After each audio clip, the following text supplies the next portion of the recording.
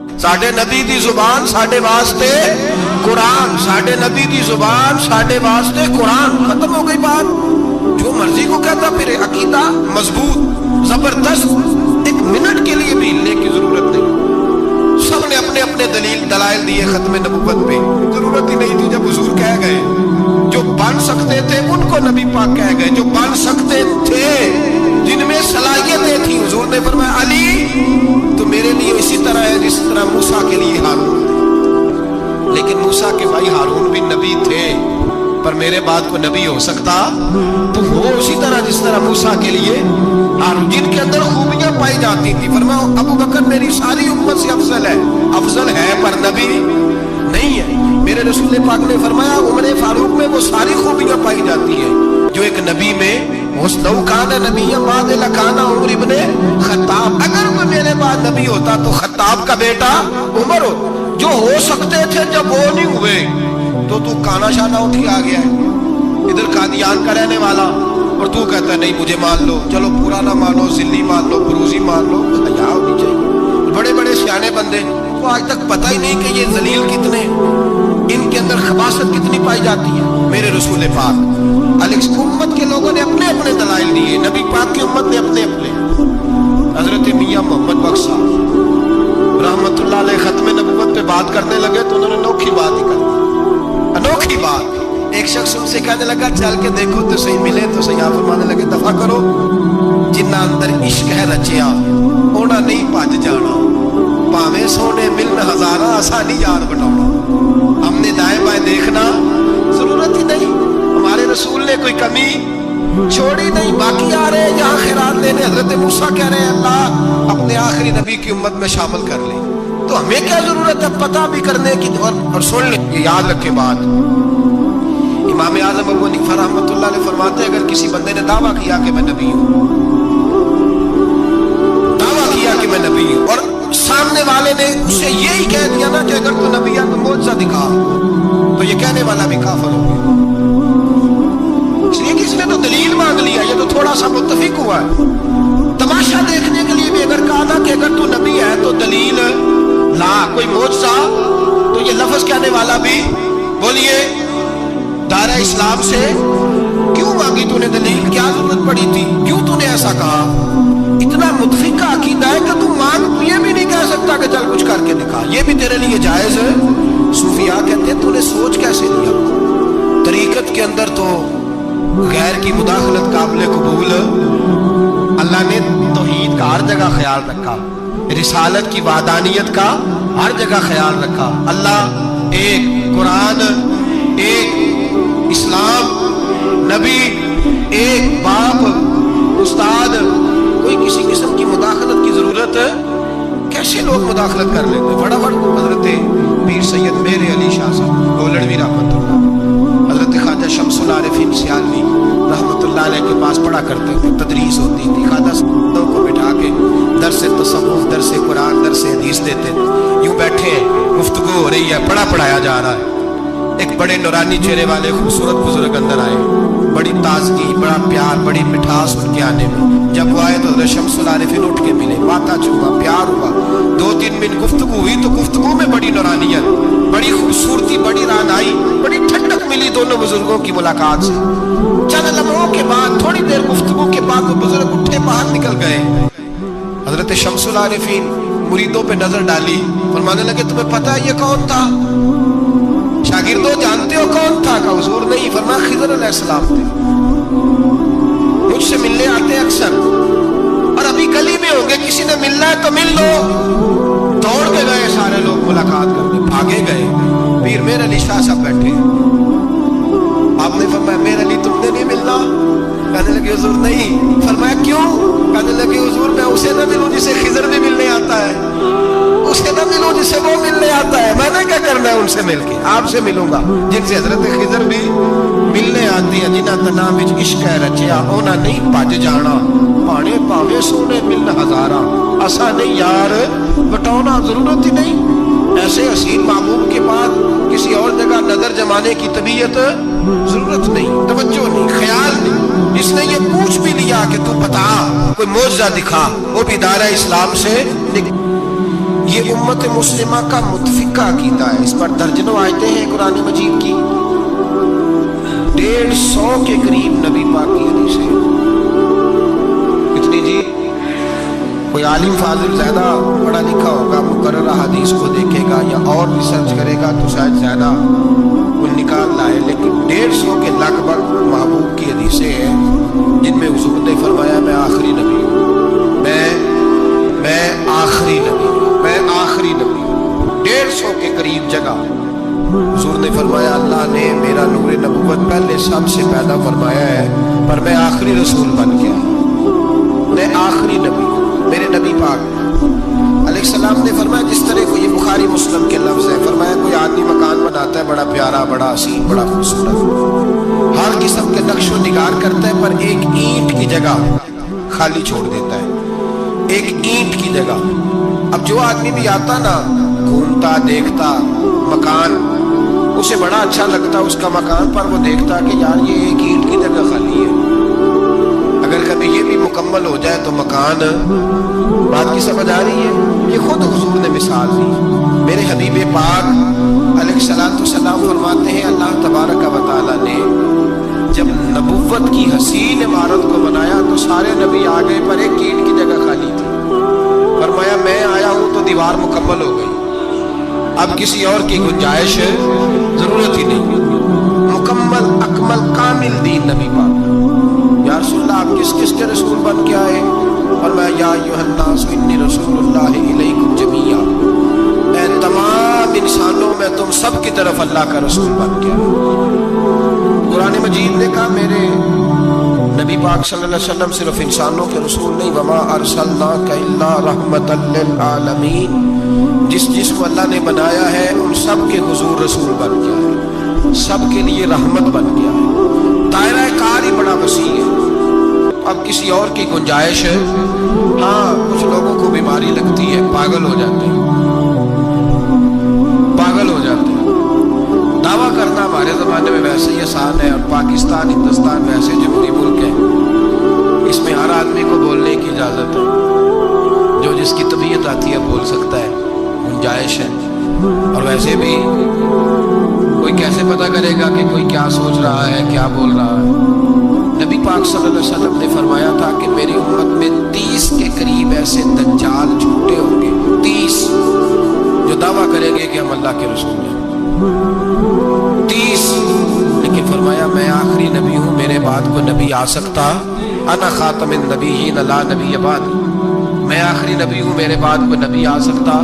30 کے قریب. خود نبی پاک علیہ السلام کے زمانے میں 2 بندوں نے دعویٰ کر دیا تھا نبی. اللہ تبارک و تعالیٰ نے ارشاد فرمایا ما کان محمد ابا احد من رجالکم، فرمایا محمد صلی اللہ علیہ وسلم مردوں میں سے کسی کے باپ نہیں، ولکن رسول اللہ، لیکن اللہ کے رسول ہیں. روحانی طور پر حضور کا درجہ باپ سے بھی زیادہ ہے، لیکن اللہ تبارک و تعالیٰ نے اپنے حبیب پاک علیہ السلام کے کسی بھی صاحبزادے کو اتنا بڑا نہ فرمایا کہ وہ مرد کہلا سکے. بچپن میں ہی تینوں صاحبزادے وصال فرما گئے. مردوں میں سے حضور کسی کے بھی باپ نہیں ہے.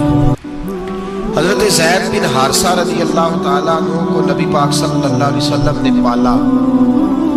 وہ حضور کے اس طرح کے غلام تھے کہ لوگ انہیں حضور کا بیٹا ہی سمجھنے لگے. بہت سارے لوگ کہنے لگے زید بن محمد صلی اللہ تعالیٰ علیہ وسلم. اللہ کریم نے منع فرمایا، فرمایا میرے رسول مردوں میں سے کسی کے بھی باپ نہیں ہے. حضور اس کی وجہ نبی پاک صلی اللہ تعالیٰ علیہ وآلہ وسلم مردوں میں سے کسی کے باپ نہیں، اللہ کے رسول ہے، وخاتم النبیین، اور سب نبیوں میں سے آخری نبی ہے. اللہ کے رسول ہے اور سب نبیوں میں سے حضور کون سے نبی ہیں جی؟ آخری. حضور کے بعد کوئی اور نبی آ سکتا؟ اللہ نے قانون بنا دیا، قانون بنا دیا. آخری نبی ہے رسول پاک علیہ السلام. حضور کے صاحبزادے بچپن میں کیوں وصال کر گئے؟ اس आजमाइश से नबी पाक अलैहिस्सलाम इसलिए गुजरे कि अल्लाह ने हुजूर की खत्म नबुव्वत के कानून की हिफाजत फरमाई। अगर नबी पाक के बेटे बड़े होते तो नबी के बेटे नबी होते, और चूंकि दरवाजा नबुव्वत ज़ाते रिसालत पर बंद कर दिया गया, इसलिए अल्लाह तबारक व तआला ने महबूब के किसी बेटे को भी परवान नहीं चढ़ाया, विसाल हो गया, इसलिए कि हुजूर अल्लाह के आखिरी नबी पाक सल्लल्लाहु अलैहि वसल्लम के ज़माने में हुजूर ने खुद फरमाया था 30 के करीब लोग होंगे जो दावा करेंगे हम नबी हैं। फरमाया दज्जाल होंगे, कज़्ज़ाब होंगे जो दावा करेंगे। एक बंदे ने तो हुजूर की सारी हयात में दावा कर दिया, मुसलमा उसका नाम था, 150 साल के करीब उम्र पाई उसने, और बहुत सारे उसके मानने वाले इसीलिए मानने लगे कि उम्र बड़ी लंबी है। माज़ अल्लाह ताला, लोगों का अपना अपना मिजाज है ना, मानने का अपना अपना मिजाज है। एक उससे काना आदमी दुआ कराने आया, एक आंख से काना था, उसने दुआ कराई तो दोनों आंखों से अंधा हो गया, दोनों आंखों से। अल्लाह ने उसे सजा दी तो एक मानने वाला कहने लगा फटाफट मान जाओ, वरना जो इसकी ना माने पूरा अंधा हो जाता है। मानने वालों का अपना दादन। एक लंगड़ा आया, एक टांग से लंगड़ा के चलता था, मुसलमान से दुआ कराने आया तो दूसरी भी जाया हो गई। ये उसका हाल था। पर मानने वालों का क्या किया जाए? मानने वाले जिसको मर्जी मानने लगते हैं, नफसियाती तौर पर लोग कमजोर हो जाते हैं। मुसलमान ने नबी पाक सल्लल्लाहु अलैहि वसल्लम को खत लिखा, कहने लगा हुजूर के ज़माना मुबारका में, और कुछ हदीसें ऐसी भी मिलती हैं जिससे ये साबित होता है कि उसकी हुजूर से मुलाकात भी हुई, सामने कुछ बोल ना सका, जाके खत लिखा। कहने लगा कि आप मेरे साथ वादा कर लें, जब तक आप हयात ज़ाहिरी में आप नबी, और जब आपका विसाल हो जाए तो मैं नबी, या ये वादा कर ले कि आधे अरब के आप नबी और आधे का मैं नबी। माज़अल्लाह, उसने ये खत लिखा। नबी पाक ने जवाब लिखा, फरमाया मैं तो अल्लाह का रसूल हूँ, तू कज़्ज़ाब है, तू कज़्ज़ाब है, झूठा है। लोग एक और भी, मैं एक दिन आर्टिकल पढ़ रहा था, कहने लगे जी मिर्जे के बड़े मानने वाले हैं, उसको कज़्ज़ाब नहीं कहना चाहिए, उनको दुख होता है। जो झूठ बोले उसे झूठा नहीं कहना चाहिए। तो बोल दे क्यों नहीं? तो की प्रोग्राम कहना चाहिए कि नहीं कहना चाहिए? ये स्वाब होगा। इसलिए कि जो नबूवत का दूसरा दावा करे उसको नबी पाक ने झूठा कहा है। हुजूर ने फरमाया तू कज़्ज़ाब है। क्या कहा है? तो स्वाब होगा खोगे। क्या कहा है? कज़्ज़ाब। उसको कज़्ज़ाब कहना नबी पाक की क्या की है ना, फिर मनने तकलीफ होती तो मैं क्या पही हो गई, वो कज़्ज़ाब है, लिहाजा हमेशा कज़्ज़ाब ही रहेगा। जब हुजूर ने कहा है जो दावा करे नबूवत का वो क्या है, तो लिहाजा कज़्ज़ाब ही रहेगा। हुजूर ने लिखा कज़्ज़ाब। जब नबी पाक ने कज़्ज़ाब लिखा ना खत में, कौन लेके जाएगा? उसके दरबार में जाना है, हालात बड़े खतरनाक है, उसके गिर्द बंदे भी है, और उसके घर जाना है, मुश्किल मरहला है। एक सहाबी थे छाबड़ी फरोश, सर के ऊपर रख के ना टोकरा, तो मदीने की गलियों में खजूरें बेचते, 11-12 बच्चों के बाप थे। कौन जाएगा? और जिस्मानी तौर पे भी कमजोर थे, फटाफट उठे, खजूर खा रहे थे, हाथ खड़ा करके कहा हुजूर किसी और की ड्यूटी ना लगाना, मैं जाऊंगा। जब ये लफ्ज कहे तो उनके मुंह से खजूर के टुकड़े गिरे सहाबा के चेहरों पर। एक सहाबी कहने लगे पहले खजूर तो खा ले, बड़ी तुझे जल्दी है बोलने की, खा तो ले। कहने लगे मेरे खाते खाते ड्यूटी किसी और की लग गई, किसी और की लग गई तो क्या करूंगा, जल्दी है मुझे। हुजूर सैयद आलम सल्लल्लाहु अलैहि वसल्लम ने ना अपना नेज़ा दिया, घोड़ा दिया, फरमाया जरा डट के जाना, उसके घर जाना है। कहा महबूबा फिक्र ही ना करे, फिक्र ना करे। सहाबा कहते हैं इस तरह वो निकला जैसे कोई जरनैल निकलता, उसका अंदाज ही बदल गया, उसके तौर तरीके ही बदल गए। वो यूं निकले जैसे कोई बड़ा दलेर आदमी जा। हुजूर ने भेजा है ना, नबी पाक ने भेजा है ना, अंदाज ही बदल गए, तरीके ही बदल गए।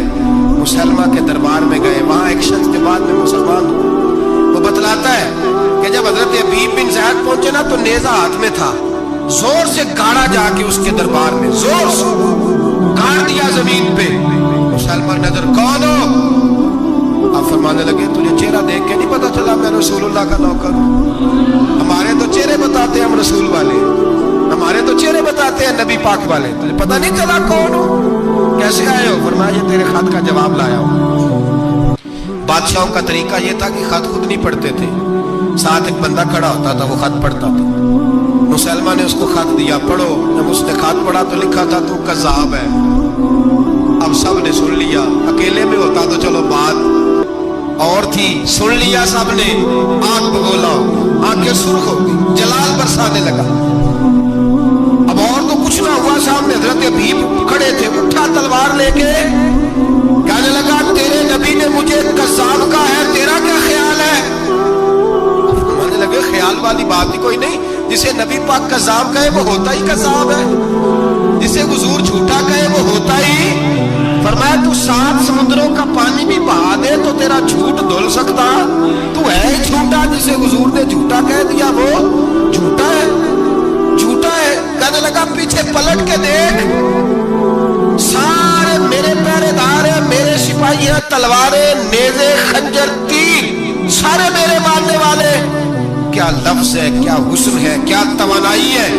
हजरत हबीब बिन ज़ैद फरमाने लगे मेरे 12 बच्चे हैं, उनमें से कुछ ऐसे हैं जो दूध पीते हैं, कुछ ऐसे हैं जो अभी चल नहीं पाए। मैं जब रसूलुल्लाह का पैगाम लेके निकला था तो मैंने पलट के बच्चे नहीं देखे, तो तेरे पहरेदार कैसे देख? जो चीज मजबूर करती है, बांध लेती है, वो नहीं जब मैंने देखी तो मैं तेरे पहरेदार देखो। जो जी में आता है कर, गुलामाने मोहम्मद जान देने से नहीं डरते, ये सर कट जाए या रह जाए कुछ परवाह नहीं करते। फरमाया उनको नहीं देखा जिनको देखना चाहिए था, तुझे देखो। मैं अक्सर कहता हूँ कट लग जाए ना हाथ पे तो नमाजें रह जाती है, जमातें छूट जाती है, तबीयतें बिगड़ जाती है, मुश्किल होता है, तकलीफ आए तो समझना। यहाँ हल्का सा बिच्छू आके काटे तो शोर हो जाएगा, जुमे में लोग उठेंगे, अल्लाह मजमा बिखरेगा, ओ बिच्छू आ गया, हालात बिगड़ जाए। छिपकली पैरों पे गिरे तो लोग उठ दौड़ते। हजरत हबीब बिन ज़ैद अंसारी खड़े थे, उंगली नहीं, हाथ नहीं, काट नहीं लगा। मुसलमान उठा, उसने जोर से तलवार मारी, बाजू कट के गिर गया, फवारा निकला खून का। ओ भाई बिच्छू काटे तो समझना मुश्किल, जरा तसव्वुर करो, हाथ कट गया। हजरत हबीब बिन ज़ैद खड़े, कहने लगा अब तेरा क्या ख्याल है? आप फरमाने लगे तो बड़ा बेवकूफ है, हमें आजमाता है, हमें तो बदर से लेकर रोहत तक सारी दुनिया आजमा चुकी है, हमें आजमाता है, अभी भी ख्याल पूछता है। फरमाया मेरा ख्याल वही है जो मेरे रसूल ने फरमा दिया, ख्याल वही है जो नबी पाक ने कह दिया। फिर तलवार मारी, दूसरा हाथ कट गया। जरा सोचना, गौर करना, टांग टूटी नहीं, हड्डी नहीं टूटी, मांस नहीं उखड़ा, हाथ कट के गिरा, 2 हाथ गिर गए, जमीन पे गिरे। हजरत हबीब कहने लगा मैं तुझे कत्ल कर दूंगा, भाग आ जा। आप फरमाने लगे तू बड़ा नादान है। उन लोगों को डराता है जो सवेरे फजर की नमाज पढ़ के पहली दुआ ही शहादत की मांगते हैं। हमें डराता है जो सोते वक्त इल्तिजा करके अल्लाह बिस्तर पे मौत न देना, मैदान में देना। तू हमें डरा रहा है, चल जो होता है कर ले। उसने खंजर रखा, तलवार रखी गर्दन पे, फरमाया मैं काट दूंगा। फरमाया काटता क्यों नहीं, काटता क्यों नहीं? और वो रवायत करने वाले कहते हैं मुसलमा के हाथ कांपते थे खत्मे नबुव्वत के तहफ्फुज के लिए। जब नबी पाक के गुलाम निकले तो झूठा दावे करने वाले कांप उठे, कांप खड़े हुए। कहते उसके हाथ कांपते थे। हजरत हबीब बिन ज़ैद कटे हुए बाजुओं के साथ भी तवाना थे, कलम तोड़ गए। मियां मोहम्मद बख्श साहब फरमाने लगे वो कच्चा रंग ललारी वाला जेड़ा चढ़दा लैंदा रहिंदा, ए इश्क तेरे दा रंग मुहम्मद चढ़ जाए फेर नहीं लैंदा। जब तलवार चली, गर्दन कटी, तो रसूलुल्लाह के खत्मे नबुव्वत पर पहरा देने वालों का अजर मेरे रसूल ने बयान फरमाया, मेरे नबी ने अजर बयान किया, डिग्री जारी फरमाई, सनद दी हुजूर ने। वहां गर्दन कटी और यहाँ मदीने में हुजूर की आंखों में आंसू आए। या रसूलल्लाह क्या हुआ? फरमाया मेरा हबीब शहीद हो गया है और रब करीम ने उसके लिए जन्नत के सारे दरवाजे खोल दिए, सारे दरवाजे अल्लाह ने खोल। ये सनद जारी की नबी पाक।